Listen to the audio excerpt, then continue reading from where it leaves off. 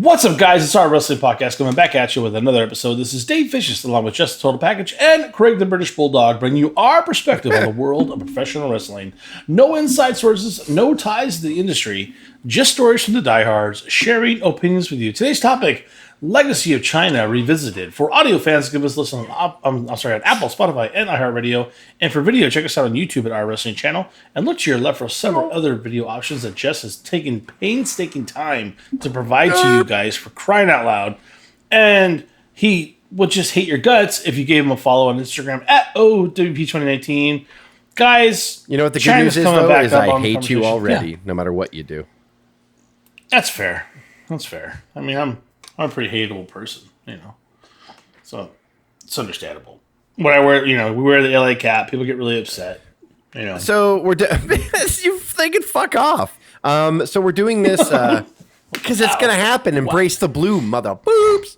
It's fucking here. It's coming. It's been here. We got cheated on, and now we're just buying our way in. Fucking buckle up, because it's gonna be a fun ride. Buckle up, Buttercup. Because I realized that Chyna, so we're recording this about a month late as far as the anniversary is concerned, but she died on April the 17th of 2016. She's only been dead 10 years? Wow. I thought she passed before that for some odd reason. So she was alive in 2016 and they still were like, no, to the Hall of Fame. I mean, I guess I know why, but... Yeah. Well, that's right. We're talking. She wasn't in good shape the last couple years. Yeah, she did a lot of adult films and drugs and stuff. Yeah, at the end. So yeah. So what? I'm sorry. We'll get into it. Just bring her in. Surprise, surprise! They put Sunny in and Sherry, and I love Sherry, but Sherry feel the biscuit. Yeah. So I just figured we'll do a revisited. I kind of like to do it when it's like a, anniversary of something. And she passed 10. I can't believe it's only 10 years. It feels like it's been so much longer than 10 years. Yeah. But I'll trust my intranet and my phone. And it was 2016 that she passed away. So this was the 10-year anniversary of Chyna's passing. Man, when we do a lot of reviews, that's kind of when, because at the time, I think we were in awe of her. She was totally different. And when she debuted in 1997 and came out and attacked Marlena, we'd never seen anything like that. Remember when she bear hugged her and shook her like a rag doll? Like, we had never seen anything. And that was really when the WWE was really trying to get edgy and they were trying to overtake WCW. So they had nothing to lose at that point. So we were getting all these new stars introduced to us. And Chyna was this amazing find, Now when his lights have been dimmed. Oh, slap! She slapped Helmsley right in the nose. Then Marlena. There's that moment again. That moment, a huge moment, is bear hugging Marlena and sending her like a rag doll. Who is that? That Amazon is squeezing the life out of little Marlena. Now, when you see anyone that's overly muscular, like when Rhea Ripley was really at the top a couple years ago, everyone compares it to Chyna. Everybody, if you're an overly muscular woman, and I don't want to say overly, like being muscular is a bad thing, because I could take a lesson or two. But when you're a bigger than the average woman that we see get advertised to us by today's media, just the slender and the blonde or whatever, when you're something different, people are just like, whoa, like they take note. And Chyna stopped people from changing the channel. They were like, this is different. She was put with Triple H because they tried everything to have a heater with him because they were really trying to get Triple H heel. And then when the three got together, her, Triple H, and Shawn Michaels and Rude, when they did the original DX. DX. Yeah, she was just this thing that we'd never seen before. We'd this force and then she would get in there and challenge men and I remember when Austin was getting really big at the end of 97 and he would face off with Chyna, the whole place would go insane. Everyone stood up because she became this force. And I don't think Chyna really knew. Here's the tragedy to me. It is the tragedy is the substance abuse and everything she did or whatever, and that led that. But the tragedy to me was that I don't think she knew how to learn when all that stuff was happening to her. Think about all the moments that she was a part of. I don't think at the time she even knew what she was being a part of. She was part of a wrestling revolution that we would later know as the Attitude Era and the Monday Night Wars. But at the beginning, nobody really knew what we were about to embark on in 98, 99, 2000. Right. It just got super intense. And she had, I don't think she knew. To tack onto that just a little bit, the breakout of Chyna, which we didn't even know what her name was for 2 weeks after, which is really interesting. Her breakout moment is very similar to a Brock Lesnar moment before there was a Brock Lesnar moment. It was huge. It was impactful. It was something like we'd never seen before. Brock Lesnar was, a fucking phenom. Nothing looked like him. Nobody looked like Chyna. And the difference, though, is that Brock had weeks and months of training in the back, at OVW and everything else, getting prepped, getting mic work. She just came off the street, man. Like to your point. They saw her at a gym, right? If I'm not mistaken, didn't they see her at a gym? Let's just put her on TV. It was just, It was not the same kind of like, oh, let's give you all this prep work, that OVW is going to provide. There was no OVW, none of that existed. You jumped around, you learned the craft from guys, in the back, and you made your way up. You had a few set training places you could go. And what they did with her was perfect, right? They didn't rush anything, so she didn't even speak for weeks, and it took her months to even kind of loosen up. She was always just in the background while Hunter and Sean were like cutting up and stuff. So, and physicality-wise, she would just ragdoll or do some like one moves and shove guys or dump them out. And it took a long time and a couple of years for her, and you forget the stuff she did. Like, we'll go into it, but first woman King of the Ring contestant, first woman Royal Rumble contestant, Intercontinental champion. They almost had her wrestle for the heavyweight championship. It's like, it was a long process to do that. By the time she got to the end with Guerrero, like the ultimate character, fully comfortable kind of in her skin, with how much fun did she have with Guerrero? Like, she had time to learn and really got to get to know her. So she went from full on monster, but a complete slow burn, and her learning and her ring work and whatever she needed it. But it was a perfect kind of breathing for her to become Chyna. But you forget, I think we're doing this, even TKO, WWE doesn't do a great job of telling the story of what exactly she did, but everything that the women are now, you don't even flinch when Jordan Grace has a body that she does, or Rhea Ripley, because of Chyna. Because of Chyna, and it's funny, you're right. Like, even today's women that wrestle, and I'm not trying to like critique them, nobody mentions her. Nobody says anything, even in shoot interviews or whatever. I mean, not shoot interviews, but, like Chris Van Vliet or whatever, he does. And if he has a woman, nobody ever says Chyna. Nobody ever does. And it's really weird. It's really weird. That's a shame. Maybe it is because of the way she ended it, but everybody's gone through periods where they've abused substances, made bad decisions or whatever. And she never... she didn't kill someone like Sunny. Like, you know what I mean? Like, she didn't do anything like that at all. And Sunny gets mentioned. I understand why Chris Benoit doesn't get mentioned, but she's nowhere near the level of tragedy of the Benoit family. I agree 100%, Jess. And Chyna's not in on her own. I mean, it's past, so she'd just get a legacy thing anyway. But I will give Triple H credit when DX got put in a few years ago. I think it was the weekend of WrestleMania LA, the 39. He did say, we wouldn't be here without Chyna. And so that was awesome that he said. And a photo flashed up on the screen to a nice ovation. Yeah. And I also think there's something, and the fans hopefully will call for it. There needs to be, maybe we're jumping the gun on this conversation, but there needs to be a conversation of her going in solo. It matters. It matters. It does. And I don't like Jim Ross and Jim Cornette will be kind of shitty about her, and then she was terrible in the ring and stuff. And I'm like, look, man, like, to Dave's point, Dave just said she was plucked out of obscurity. Like, there was no you know what I mean? Like, there was no previous training for her, and she was thrown into like the major federation in wrestling, and she was with. You all said it best, so I won't go on about it. Ladies and gentlemen, we wouldn't be where we're at or who we are without the contributions of the ninth wonder of the world, Chyna.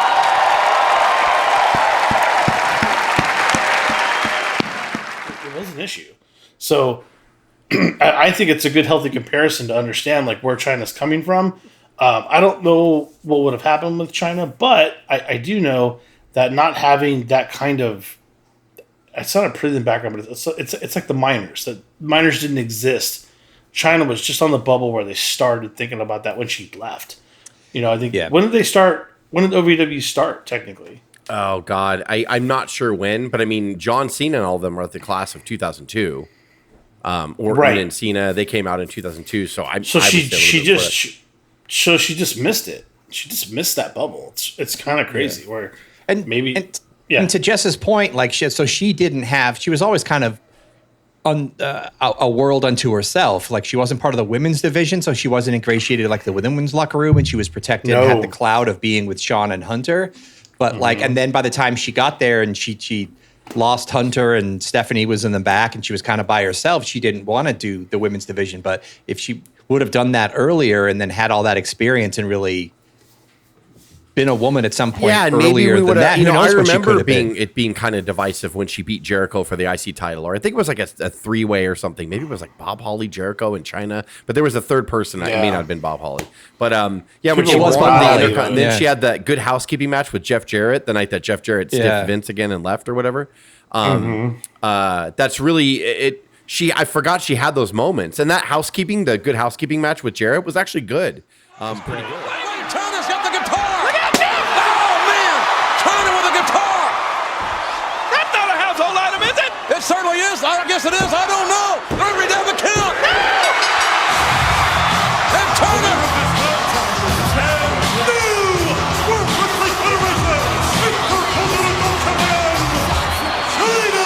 Chyna has made history. Chyna, the first woman to become the Intercontinental Champion. Good. Pretty good. Yeah. And same thing with the matches with Jericho were so, but Jericho talks about, you know, she did want to learn and she had a lot of physical gifts, but she was very clunky because, I mean, fucking Vince, like just going, I'm going to have to lean on you, Jericho. Oh, what do you want me to do? You want me to work with someone who's green or whatever? You got to work with Chyna. What? I'm sorry, what? Like it was, and Jericho, you know, said, I had no problem like putting a woman over or whatever in the right way, you know, with the right story and all that stuff, but it was definitely a weird thing. And this is like, you know, the late 90s when that happened. But Jericho also came from Mexico where there was a lot of intergender wrestling. Yeah, Jericho's always been. That's why I know he's kind of like worn out his welcome today. He's just a little too long in the tooth for me. But Jericho's always been awesome, you know, and I think that was maybe I make fun of Vince, but then I'm also like, well, Vince somehow put her with the right person, you know. Jericho or Guerrero would have been perfect for her, and she ended up ironically being with Guerrero for Latino Heat, which was super legendary. You know, Latino Heat was one of my favorite pairings. Even the sexual chocolate thing with Mark Henry, where he was like trying to pick up on her, that was fucking hilarious, man. Like she had a lot of really good runs with them. But you think about that, you say that out loud. The Royal Rumble entrance, Jericho winning the IC title, being the first and only woman, right? Maybe there's been another woman that's been IC champion since, but I don't think so. I don't think so. No. You know, sexual chocolate stuff with Mark Henry, and then Latino Heat, which what a great pairing. Who would have thought that Guerrero is fucking amazing. That's why. But Guerrero and Chyna being a fit. Like this amazing, hilarious thing on television where he was completely submissive. He was like, okay, mommy, okay. And okay, mommy. Fond memories from her. Even her feud with Ivory and Right to Censor was awesome. Like it was really cool. And if you want to what could have happened or what if moment, I guess like before the Playboy shoot, there's rumors they would have put her against Austin at SummerSlam for the World Heavyweight Championship. But it was like because she kind of went to the Playboy era, they kind of shelved that. We didn't even talk about that. Could you imagine if that would have happened? The highest selling Playboy in history when she was on it? Yeah.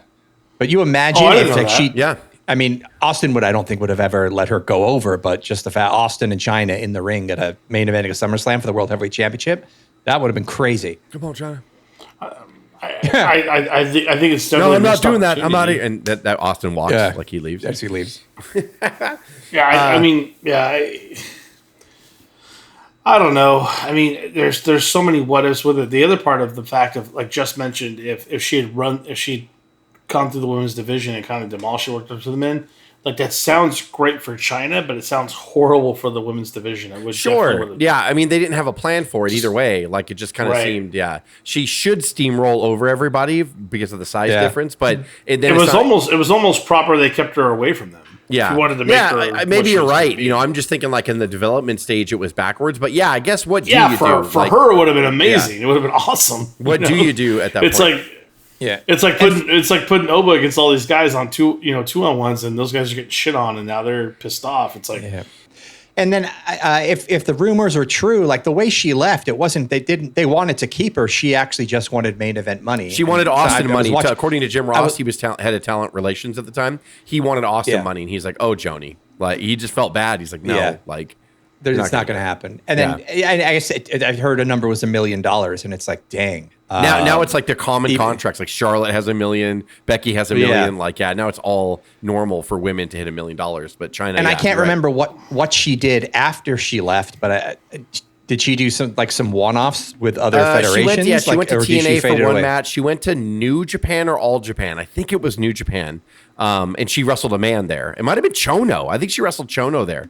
I'll have to insert it here. But she had a bunch of one-offs, and then she unfortunately got really heavy into addiction. Then she started dating X-Pac, and then that went fucking south. They made a porno together, and then she did another porno called The She-Hulk, where she was green, like, and everything.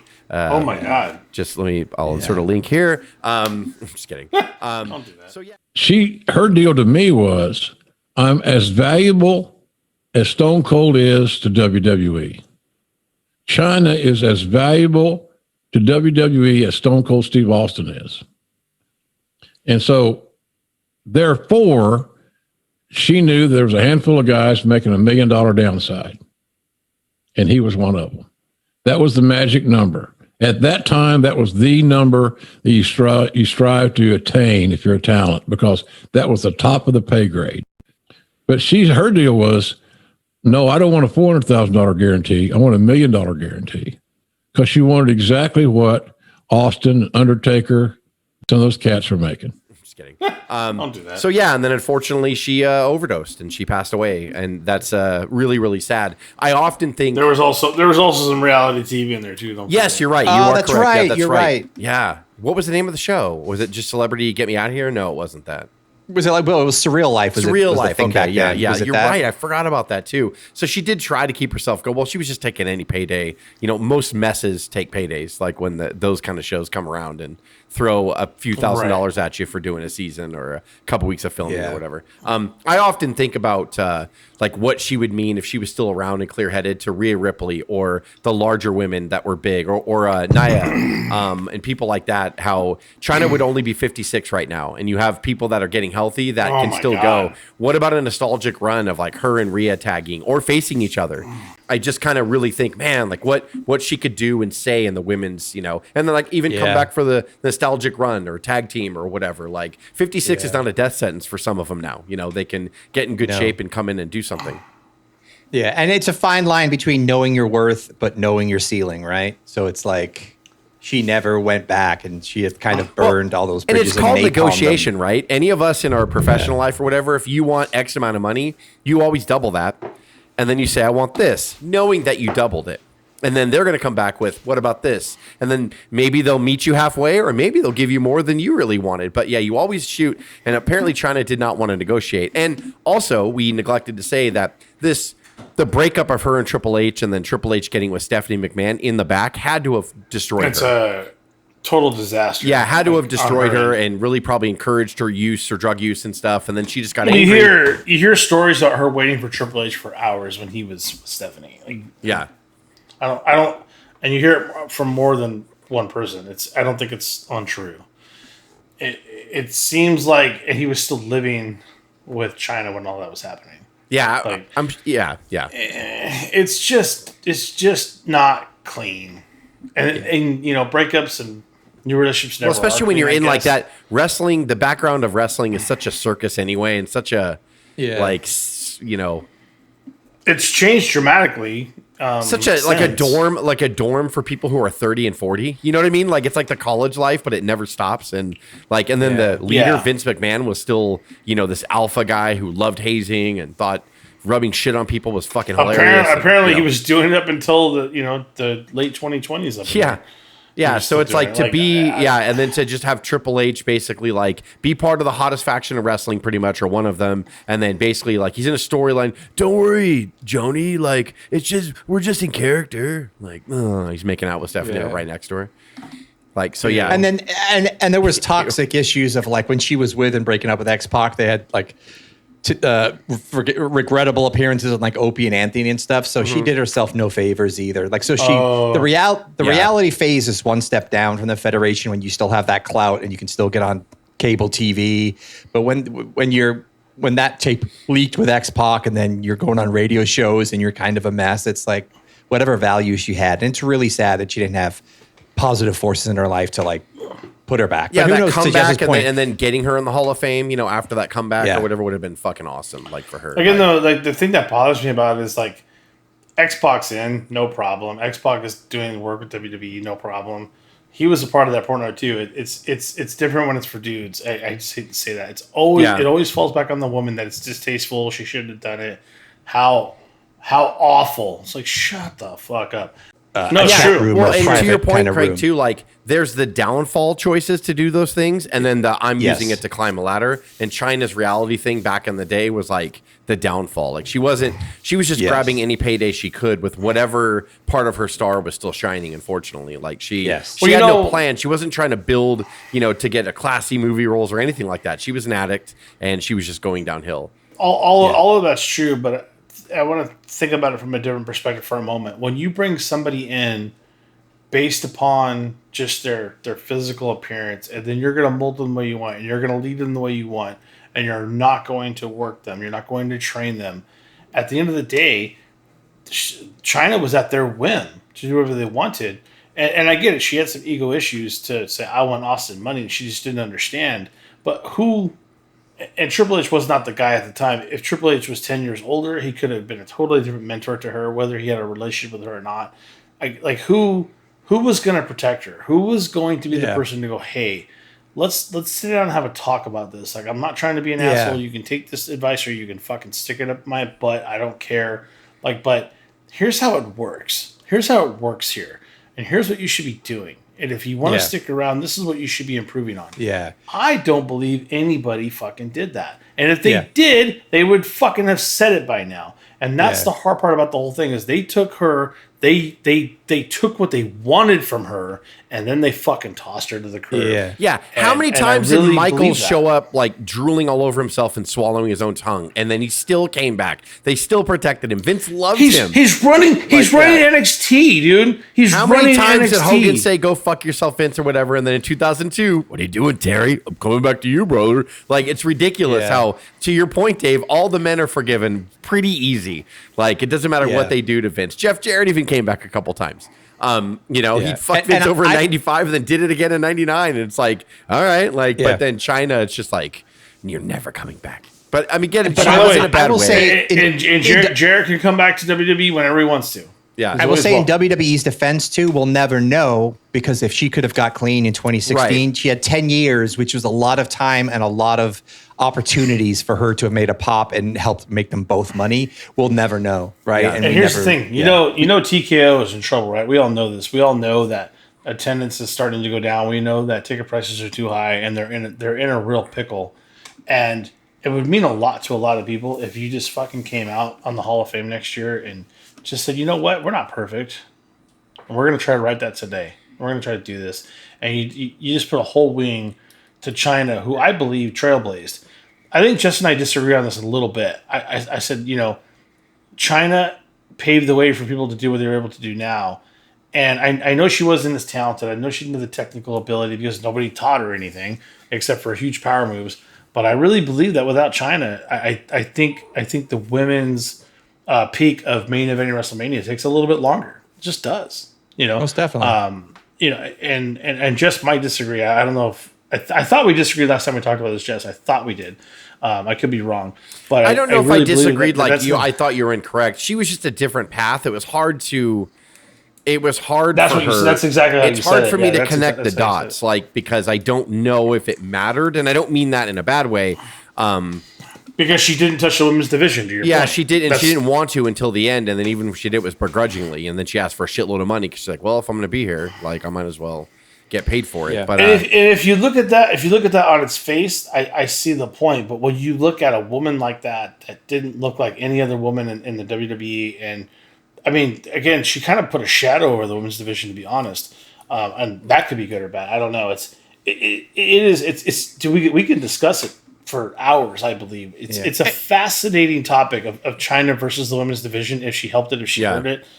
Oh, she helped it. And I think what if is because the Divas era came after the women's era that she kind of was a big part of. So who knows, had she have stayed, would you have had more credibility of more women her size and not go into a more sexualized Divas championship and stayed women? You still have sex and you'd still have skin, but would Chyna, you got to remember too, looked, at the time, Sable was mega hot at that time too, 98, 99. Tori too. Yeah. Sable, Tori. So maybe so maybe they wouldn't have stopped the diva kind of thing. I remember there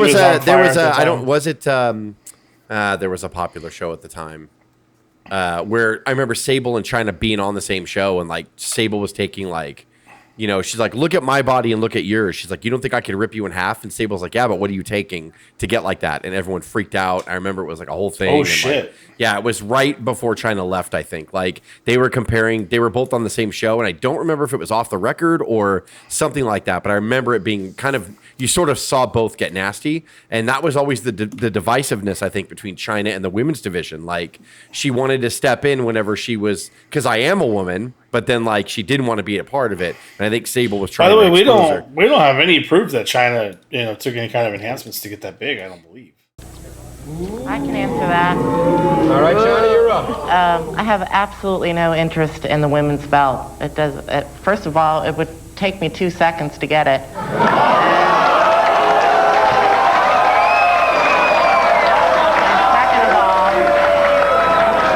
Second of all, well, let me I'm just be very the first happy to with say what that I'm you and I have never fought, so you are totally not sure of yourself about that.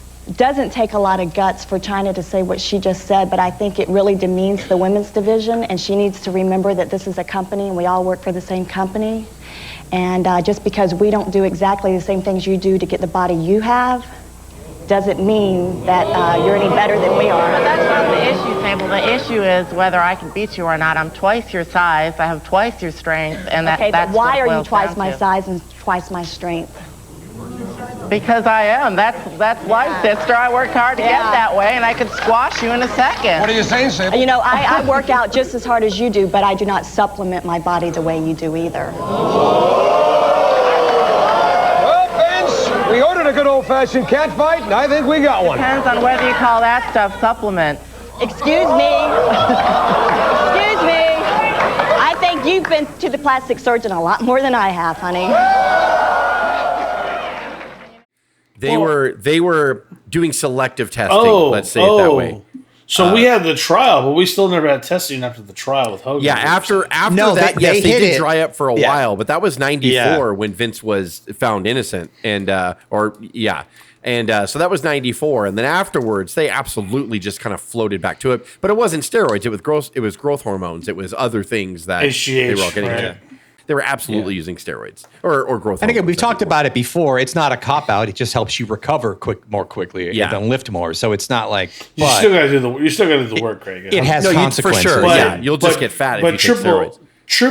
Triple H, dude, when he came off the quad surgeries, me and Jess were just like watching this and going like, dude, that guy, and we knew at that point, that guy is fucking, I don't care, he's on something, but he looked fucking phenomenal. Triple H looked incredible. Like, he was bigger than The Rock ever could be, and The Rock could get fucking huge, but Triple H was fucking like, he's an Adonis, just chiseled out. I was like, God damn it, like, this is amazing. And a professional bodybuilder before that. Same with Cena and even Joni in China before she did. She was like in the Miss Universe and body sculpting. Yeah, you're right. Yeah. They know how to enhance all the right muscles and fiber tendons in the right places. Yeah. They know how to target that stuff in the gym.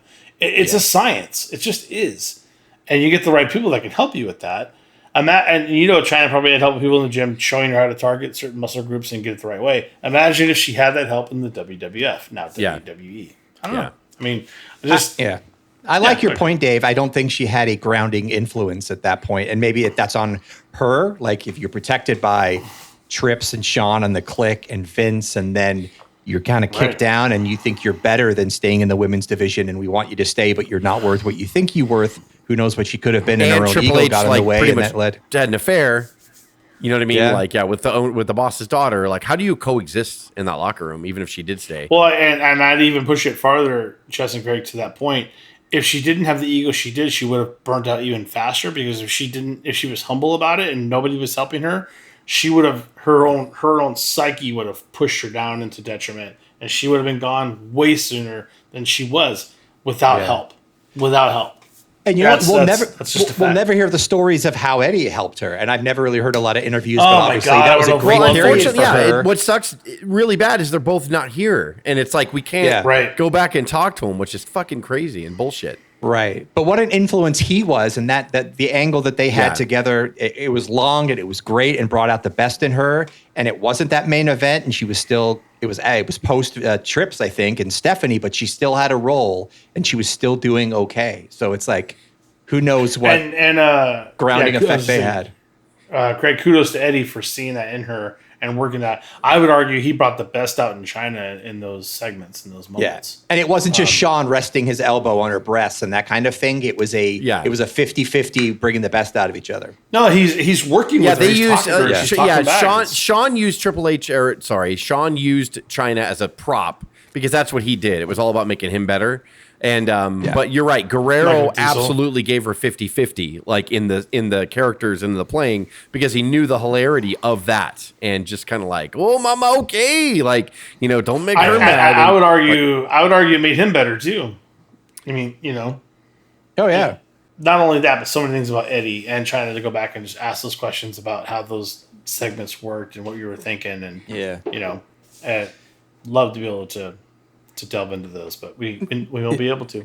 Yeah, that's why I love this podcast, is actually we kind of hopefully are helping keep the history alive during the Attitude Era, and we are talking 30 years ago, and we are talking moments which are kind of glossed over and the stories aren't told by the big companies. So I'm glad we get to talk about this, and people who watch us and know that we have kind of love and been watching for so long. These are the things you might not know, but you'd go back and watch and realize about these people. So 100%. Seems to be the place to leave it. So for audio fans, give us a listen on Apple, Spotify, and iHeartRadio. And for video, check us out on YouTube at our wrestling channel. And please give us a follow on Instagram at O.W.P 2019. For Jess, Craig, and myself, this is the O.W.P signing off. Now, have a good one. Meow.